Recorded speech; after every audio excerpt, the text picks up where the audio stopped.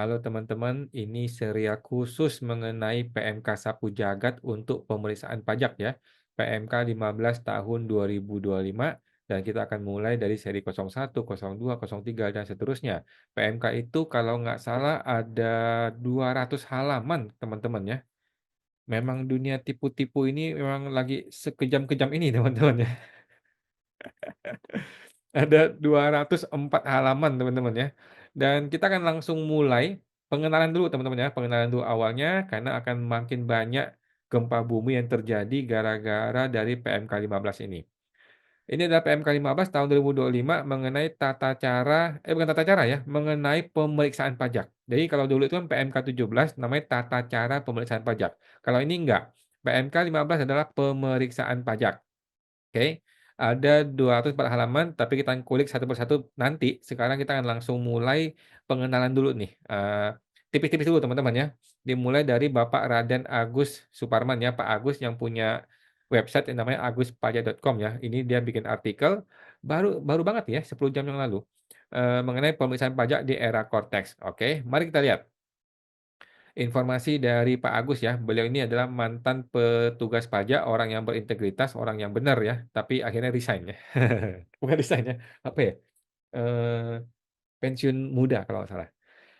Menkeu telah menerbitkan PMK 15 2025 tentang tata cara pemeriksaan, bukan tata cara pemeriksaan ya, tentang pemeriksaan pajak ya. Jadi sudah dihilangkan kalimat tata caranya. PMK ini merupakan tata cara pemeriksaan pajak yang diperkirakan penyesuaian dengan sistem Cortex dan tentu saja bertujuan untuk meningkatkan kualitas hasil pemeriksaan. Oke. Tata cara pemeriksaan 2025 mengadopsi pemeriksaan pajak yang secara hybrid, yaitu secara online dia lakukan melalui Cortex, tetapi masih bisa dilakukan pemeriksaan di tempatnya KPP, tempatnya wajib pajak ya. Kalau zaman dulu kan wajib pajak atau ke kantor, sekarang kan dia maunya online, tetapi kan Cortex lagi kacau balau tuh. Gara-gara Cortex kacau, kacau balau, ya dia bilang masih boleh hybrid gitu ya. Kewenangan pemeriksa pajak sesuai Undang-Undang KUP juga masih sama ya. Hak dan kewajiban menurut Undang-Undang KUP ini ya. Pemeriksaan pajak diatur dalam pasal 29 ya, sampai dengan pasal 31 Undang-Undang KUP ya. Pemeriksaan pajak merupakan hak atau kewenangan DJP ya, Direktur Jenderal Pajak. Hal ini diatur di pasal 29 ayat 1 Undang-Undang KUP ya. Direktur Jenderal Pajak berwenang melakukan pemeriksaan untuk menguji kepatuhan pemenuhan kewajiban perpajakan, wajib pajak, dan untuk tujuan lain dalam rangka melaksanakan ketentuan peraturan perundang-undangan perpajakan. Walaupun yang berwenang melakukan pemeriksaan pajak seorang direktur, dirjen, tetapi pelaksanaannya dilakukan oleh pemeriksa pajak di lapangan. Dirjen pajak memerintahkan kepada petugas pemeriksa atau PNS DJP untuk melakukan pemeriksaan. Ketentuan ini diatur di pasal 29 ayat 2-nya ya di Undang-Undang KUP. Untuk keperluan pemeriksaan, petugas pemeriksa harus memiliki tanda pengenal pemeriksa dan dilengkapi dengan surat perintah pemeriksaan serta memperlihatkannya kepada wajib pajak yang diperiksa. Pasal 29 ayat 3 Undang-Undang KUP memberikan kewajiban kepada auditi atau wajib pajak yang diperiksa untuk membantu kelancaran pemeriksaan. Berikut kutipannya ya.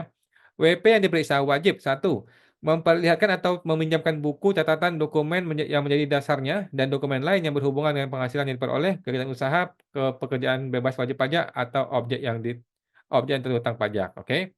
Nah, inilah ketidakadilan teman-teman ya di negeri Wakanda. Kalau kita diperiksa, kita harus menunjukkan semuanya telanjang semua ke pemeriksa pajak. Sedangkan si oknum Menteri Keuangan kalau meeting sama DPR, DPD, dia tersembunyi. Dia boleh tutup tuh, nggak boleh kita lihat. Padahal dia meeting pakai uang kita. Kebalik-balik dunia dunia udah kebalik teman-teman ya. Yang periksa kita pakai uang kita, kita mesti terbuka kepada dia, tapi ketika si oknum Menkeu meeting atau rapat dengan DPR, DPD, kita tidak boleh lihat. Sidangnya tertutup. Sedangkan oknum dirjen pajak sendiri nih, yang mau periksa kita nih, oknum dirjennya nih, kepala dirjennya nih, meeting atau rapat dengan DPR tertutup. Kita nggak boleh lihat. Jangankan lu mau telanjangin dia, lihat aja nggak boleh meeting atau rapat dia teman-teman ya. Nah, inilah ketidakadilan di negeri Wakanda. Kalau di Indonesia mah enggak ya, di Indonesia itu semua adil ya. Memberikan kesempatan untuk memasuki tempat dan atau ruang yang dipandang perlu dan memberikan bantuan guna kelancaran pemeriksaan. Oke, nomor 3, memberikan keterangan lain yang diperlukan. Buku, catatan, dokumen, serta data informasi dengan keterangan lain wajib dipenuhi oleh WP paling lama 1 bulan sejak permintaan disampaikan. Jadi kalau lu diminta sebuah dokumen, 1 bulan tuh lu harus kasih teman-teman ya. Lu harus kasih 1 bulan dokumennya. Kalau nggak dikasih, bagaimana nanti? Nah, ada sanksi administrasi jika wajib pajak tidak menyampaikan buku catatan dokumen dalam 1 bulan, yaitu sanksi berupa penetapan secara jabatan. Nah, ini dia teman-teman ya. Ini binatang yang sangat-sangat mengerikan teman-teman ya. Penetapan secara jabatan. Artinya, suka-suka dia mau menetapkan berapa duit yang dia tentukan lu bersalah gitu loh. Secara jabatan, suka-suka dia. Kalau dia bilang lu utang 100 miliar, ya udah 100 miliar mati lu. Udah mati lu, selesai. Gitu kan? Lah, sekarang kalau lu mau protes gimana? Kalau lu mau protes, ya silakan ke pengadilan dia bilang. Nah, mati lu digituin ya.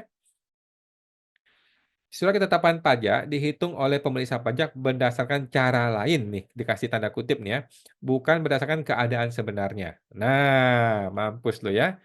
Pasal 30 Undang-Undang KUP memberikan kewenangan kepada pemeriksa untuk melakukan penyegelan tempat wajib pajak. Walaupun demikian, penyegelan sudah jarang dilakukan oleh pemeriksa ya. Bahkan saya menduga pemeriksa pajak yang diangkat di era 2010 ke sini tuh tidak ada penyegelan sampai hari ini ya. Berbeda dengan dulu ya, zaman saya masih muda ya, apapun sering saya segel katanya si Pak Agus ini ya. Dirjen Pajak berwenang melakukan penyegelan tempat atau ruangan tertentu serta barang bergerak dan atau tidak bergerak apabila wajib pajak tidak memenuhi kewajibannya sebagaimana dimaksud dalam pasal 29 ayat 3 huruf B. Selain itu, pasal 29 Undang-Undang KUP juga mencabut semua rahasia wajib pajak katanya ya. Tidak ada rahasia, teman-teman ya. Tidak ada alasan bagi WP untuk tidak memberikan data, informasi apapun terkait usahanya, walaupun data itu seharusnya bersifat rahasia. Sifat rahasia sudah dicabut oleh pasal 29 ayat 4 Undang-Undang KUP. Apabila dalam pengungkapan pembukuan, pencatatan, atau dokumen serta keterangan yang diminta, WP terikat oleh suatu kewajiban untuk merahasiakannya, maka kewajiban untuk merahasiakan itu ditiadakan oleh permintaan untuk keperluan pemeriksaan sebagaimana dalam ayat 1. Teman-teman ya, bayangkan teman-teman, hal-hal yang seharusnya bersifat rahasia dihilangkan menjadi tidak rahasia lagi kalau sudah pemeriksaan. Tetapi si oknum nih, oknum Menteri Keuangan sama oknum Direktur Jenderal Pajak ketika meeting, ketika rapat dengan DPR, DPD pakai uang kita untuk mempertanggungjawabkan penggunaan uang kita yang seharusnya tidak rahasia, yang rapatnya dibuka dan terbuka untuk umum, dia boleh tertutup. Wartawan diusir, nggak boleh lihat. Mati kita semua ya, sampai si oknum-oknum seperti ini ya. Mati ya warga Wakanda ini ya. Mampus kita. Prosedur wajib pemeriksaan pajak. Tata cara pemeriksaan pajak tentu saja mengatur prosedur-prosedur yang harus dilakukan oleh pemeriksa pajak ya. Namun ada dua pendapat tentang PMK tata cara pemeriksaan. Pendapat pertama mengatakan bahwa tata cara pemeriksaan merupakan aturan administrasi berupa prosedur-prosedur yang harus dilakukan oleh pemeriksa pajak. Ini ada di pasal 52 ayat 1 Undang-Undang AP yang mengatakan sahnya keputusan meliputi A. Ditetapkan oleh pejabat yang berwenang, B. Dibuat sesuai prosedur. C. Substansi yang sesuai dengan objek keputusan. Artinya, jika ada surat ketetapan pajak yang prosedur pemeriksaannya tidak sesuai dengan PMK tata cara pemeriksaan, maka dapat dibatalkan. Selesai urusannya, ya kan? Namun, di sisi lain, Undang-Undang KUP mengatur hasil pemeriksaan yang dapat dibatalkan, yaitu diatur di pasal 36 ayat 1 huruf D Undang-Undang KUP. Direktur Jenderal Pajak karena jabatan atau atas permohonan wajib pajak dapat membatalkan hasil pemeriksaan pajak ya atau surat ketetapan pajak dari hasil pemeriksaan yang dilaksanakan tanpa satu penyampaian SPHP, yang kedua adalah pembahasan akhir. Artinya hanya menurut si oknum nih ya, hanya dua alasan inilah yang bisa membatalkan SKP. Walaupun menurut Undang-Undang AP ada 3 syarat yang bisa membuat sebuah keputusan itu batal demi hukum. Oke. Nah, berdasarkan ketentuan ini, maka prosedur wajib dalam pemeriksaan hanya ada dua, yaitu SPHP dan pembahasan akhir hasil pemeriksaan. Selain dua prosedur tersebut, maka dianggap tidak wajib. Jika bukan wajib, maka jika tidak dilaksanakan, tidak ada sanksi, kan gitu. Sebagian hakim di pengadilan pajak berpendapat bahwa PMK tata cara pemeriksaan merupakan panduan dari Menkeu agar pemeriksaan pajak berlaku benar, bukan syarat sah atau tidak sahnya surat ketetapan pajak, ya. Jadi, jangan heran jika jangka waktu pemeriksaan pada praktiknya tidak sama dengan PMK tata cara pemeriksaan. Jangka waktu pembahasan tidak sama dengan PMK tata cara pemeriksaan dan seterusnya. Dikasih warna orange tuh sama Pak Agus tuh. Ini maksudnya ngejek maksudnya teman-teman, ini maksudnya ngejek ya. memang bangsat tuh orang-orang gitu, kira-kira gitu ya. Jadi ada oknum-oknum teman-teman, yang entah dengan sengaja atau tidak sengaja melanggar prosedur pemeriksaan. Tetapi, sepanjang dia tidak melanggar 2 syarat itu, maka dia bilang pemeriksaan ini tetap sah, tidak cacat, dia bilang ya. Nah, sedangkan kita wajib pajak diikat oleh semua tata cara ini. Kalau kita melanggar satu aja, dia boleh menentukan penghasilan kita secara jabatan. Mampus warga Konoha ya, mati lo digenjot, diperas sama si oknum. Pembahasan daftar temuan sementara. Ini barang baru teman-teman ya. Ini binatang baru nih, yang namanya daftar temuan sementara. PMK baru tata cara pemeriksaan menghadirkan prosedur baru, yaitu pembahasan temuan sementara. Pembahasan temuan sementara adalah pembahasan antara wajib pajak dan pemeriksa pajak atas temuan sementara pemeriksaan yang hasilnya dituangkan dalam berita acara untuk memberikan keyakinan bahwa temuan telah didasarkan pada bukti yang kuat dan berkaitan serta sesuai dengan peraturan perundang-undangan di bidang perpajakan. Ulang, ulang, ulang. Pembahasan temuan sementara adalah pembahasan antara WP dan pemeriksa atas temuan sementara pemeriksaan yang hasilnya dituangkan dalam BA untuk memberikan keyakinan bahwa temuan telah didasarkan pada bukti yang kuat dan berkaitan serta sesuai dengan peraturan perundang-undangan bidang perpajakan. Luar biasa. Ada 3 frase teman-teman ya. Satu, keyakinan bahwa temuan telah didasarkan pada bukti yang kuat. 2, keyakinan bahwa temuan telah, berkaitan berkaitan ya. 3, keyakinan bahwa temuan telah sesuai dengan peraturan perundang-undangan yang bidang perpajakan. Ada 3 dasar yang harus dilaksanakan dalam rangka pembahasan daftar temuan sementara. Pembahasan temuan sementara diatur di PMK 17 pasal 17 ya, PMK 15 ya, bukan PMK 17 ya. Pasal 17 PMK 15 ini, pembahasan temuan sementara dilakukan melalui penyampaian panggilan pembahasan temuan sementara kepada WP, dilampiri dengan daftar temuan sementara. Waktu pembahasan temuan sementara dilakukan 1 bulan sebelum jangka waktu pengujian berakhir. Artinya, pembahasan dilakukan 1 bulan sebelum SPHP. Jadi kan pemeriksaan kan 6 bulan nih teman-teman ya. Bulan kelima dia membuat temuan sementara, bulan keenam terbit SPHP. Jika jangka waktu pengujian pemeriksaan lengkap 5 bulan, maka bulan keempat harus sudah ada panggilan pembahasan temuan sementara. Jika tidak ada panggilan, patut dipertanyakan kepada pemeriksanya, kapan dilakukan pembahasan temuan sementara. Nah, jadi ini sebenarnya merepotkan si tim pemeriksa, tetapi ini bagus untuk kita semua karena ini jadi pintu masuk untuk korupsi ya, maksudnya pintu masuk untuk win-win solution ya teman-teman ya di negeri Konoha ya. Menurut saya, pembahasan temuan sementara lebih penting daripada pembahasan akhir hasil pemeriksaan setelah SPHP. Gue setuju teman-teman ya, karena di sinilah tempat untuk deal, di sinilah tempat untuk kasih duit, di sinilah tempat untuk saling bagi-bagi angpau ya. Kalau memang mau damai ya, kalau nggak mau damai ya silakan ke pengadilan. Tapi kalau mau damai, di sinilah tempat yang paling cocok untuk berdamai ya, katanya katanya si PMK ini ya. Tapi itu kata gue ya di negeri Konoha ya. Kalau Indonesia nggak ada bagi-bagi duit itu ya. Biasanya tensi setelah SPHP sudah tinggi jika sengketanya banyak, betul ya. Sehingga mungkin pembahasannya tidak optimal. Gue setuju ya. Jadi SPHP itu sudah dokumen resmi, akan diaudit oleh BPK. Jadi sudah nggak bisa banyak gerak gitu ya, sudah ribut nih kalau sudah SPHP. Tetapi kalau pra SPHP belum jadi dokumen resmi, masih bisa gerak nih angka-angkanya nih. Jadi masih bisa negosiasi, masih bisa kasih angpau, masih bisa bagi-bagi duit, masih bisa deal, masih bisa win-win solution. Intinya masih ada jalur untuk berdamai sebelum SPHP. Nah, kalau sudah SPHP berarti sudah deal, gitu loh. Jadi SPHP sudah nggak penting. Kalau SPHP sudah terbit berarti sudah deal.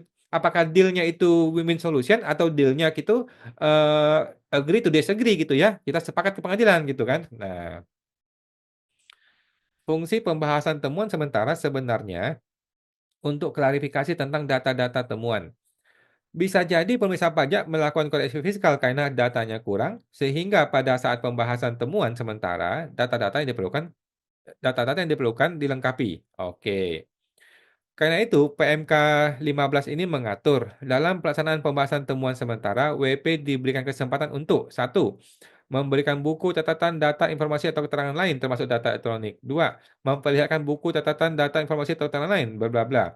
3, kok ini lagi? Memberikan data, buku, catatan, dokumen elektronik yang dipinjam atau diminta berdasarkan surat permintaan yang berada di pihak ketiga dan belum diperoleh wajib pajak, dan atau menghadirkan saksi, ahli, atau pihak ketiga dengan menyampaikan surat penunjukan saksi, ahli, atau pihak ketiga oleh wajib pajak. Oke.